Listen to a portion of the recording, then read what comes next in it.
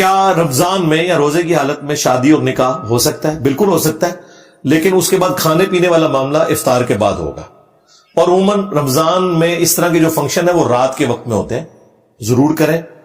لیکن جو نیا شادی شدہ جوڑا ہے اس کے لیے ضرور امتحان ہے.